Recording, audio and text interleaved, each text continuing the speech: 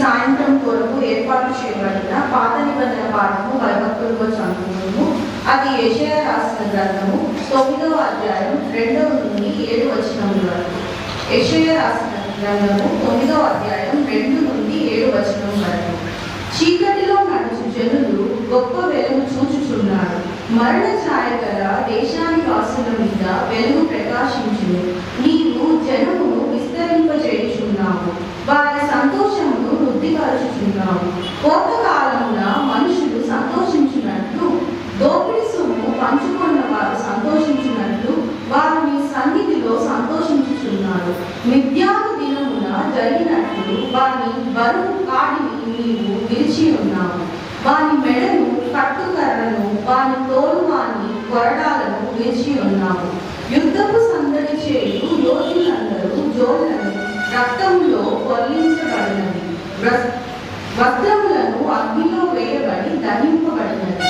ఏలయనగా మనకు శిశువు పుట్టెను, మనకు కుమారుడు అనుగ్రహింపబడెను. ఆయన భుజము మీద రాజ్యభారం ఉండెను. ఆశ్చర్యకరుడు, ఆలోచనకర్త, బలవంతుడైన దేవుడు, నిత్యుడగు తండ్రి, సమాధానకర్తకు అధిపతి అని అతనికి పేరు పెట్టబడింది. ఇది మొదలుకొని మితి లేకుండా దాని బుద్ధియు క్షేమము కలిగినట్లు సర్వకాలము దావీదు సింహాసనమును రాజ్యమును నియమించును. న్యాయము వలనను నీతి వలనను రాజ్యమును స్థిరపరచుటకు అతడు సింహాసనుడై రాజ్య పరిపాలన చేయును.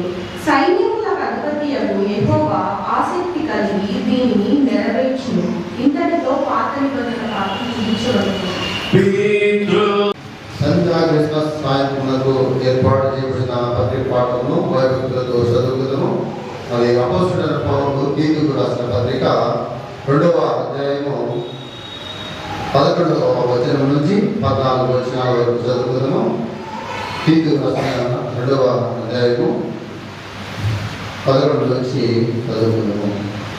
ఏదైనా సమస్త మనుషులకు రక్షణకరమైన దేవుని కృప ప్రత్యక్షమై మనము భక్తిహీనతను, ఇహలోక సంబంధమైన దురాశలను విసర్జించి శుభప్రదమైన నిరీక్షణ నిమిత్తము అనగా మహాదేవుడను మన రక్షకుడైన యేసుక్రీస్తు మహిమ యొక్క ప్రత్యక్షత కొరకు ఎదురు చూస్తూ ఈ లోకములో స్వస్థ బుద్ధితోనూ నీతితోనూ భక్తితోనూ బ్రతుకుతుండవలని మనకు బోధించుతున్నది.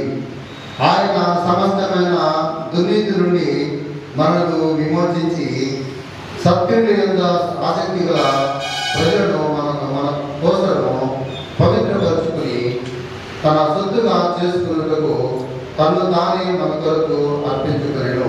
ఆమె ఇంతటితో ప్రతిపాదించుకున్నది.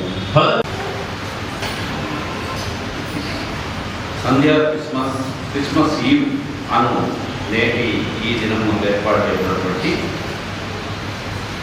సువార్త వాక్యమును భయభక్తులుగా చదువుతాము.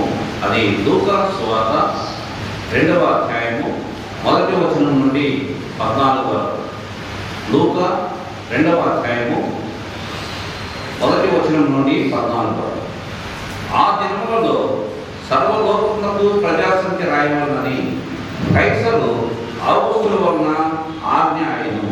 ఇది తురేనియా సిరియా దేశములకు అధిపతి అయి ఉన్నప్పుడు జరిగిన మొదటి ప్రజా సంఖ్య. అందరూ ఆ సంఖ్యలో రాయబడుతూ తమ తమ పట్టణములకు వెళ్ళేది.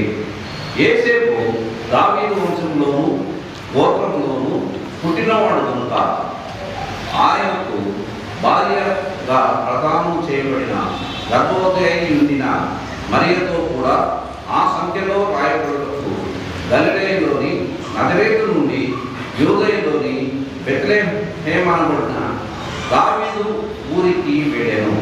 వారు అక్కడ ఉన్నప్పుడు ఆమె ప్రసవ దినము నిండెను కనుక తన తొలిచూలు కుమారుని అని పొత్తి గుడ్డలతో చుట్టి సత్రములో వారికి స్థలము లేనందున ఆయనను పశువుల తొట్టిలో పరుండబెట్టెను.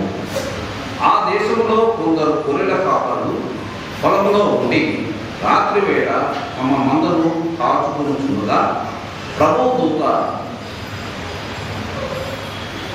వారి యుద్ధకు వచ్చి నిలిచెను. ప్రభు మహిమ వారి చుట్టూ ప్రకాశించినందున వారు మిక్కిలి భయపడింది. అయితే ఆ దూత భయపడకుడి, ఇదిగో ప్రజలందరికీ కలగబో మహా సంతోషకరమైన సువార్తను నేను మీకు తెలియజేస్తున్నాను.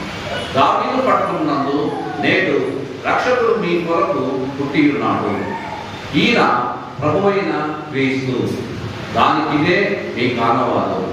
ఒక శిశువు పొత్తిగుడ్డలతో చుట్టబడి ఒక తొట్టెలో పండుకొని ఉండుట మీరు చూచిదురని వారితో చెప్పెను.